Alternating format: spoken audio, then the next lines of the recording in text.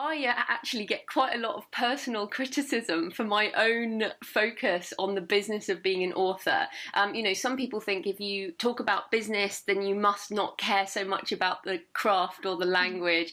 And people think art and business can't go together. So why do you think there's such an issue with money and art, and why did you start scratch because of this? Yeah, I would say it's interesting. We're starting with this question because I just spoke on it at a conference over the weekend about the historical perspectives on money and art and business and writing. Mm. And, I did a really deep dive into some of our cultural attitudes towards art and business. And our thinking on this issue goes back a few hundred years.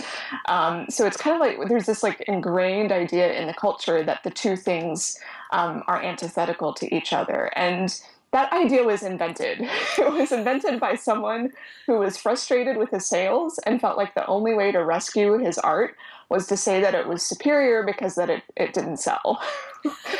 And we've had that idea ever since, this myth of the starving artist, that to, keep our art pristine and to preserve this value to it, that we can't pay attention to the marketplace. And I recently read a book by Elizabeth Hyde Stevens. She did this book called Make Art, Make Money, which focuses on some of the lessons we can learn coming out of Jim Henson's life, the great artist and puppeteer, and how he, balanced these two sides and didn't see them as opposed, that he saw how to make business serve art and how, he could use it as a way to fulfill his artistic vision. Mm. It's not that he was pandering or selling out, but he knew how to use the system to his own purposes. Mm. And so I think it's horrible that any writer or artist should be criticized for operating in the realities of the marketplace. I mean, certainly there are people who do totally pander, and, everyone has to make certain sacrifices to go to the next level. But it totally ignoring the interrelation of these two things and how art has often thrived because of the support of business and patrons or sales. I mean, this has been a relationship that goes back for a very long time, and art can't operate in a vacuum. I'm not sure why we ever thought it could, or that it should, or that it was somehow superior for it to do so.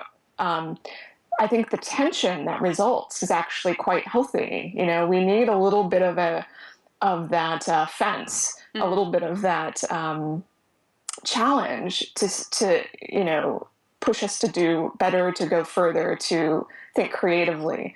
So I see it. I don't.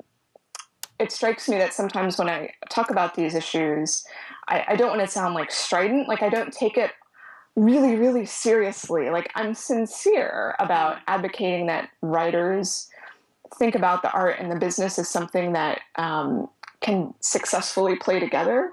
But I'm not like saying you're wrong if you can't be a business person. It's more about being open to the possibility that these things can work together.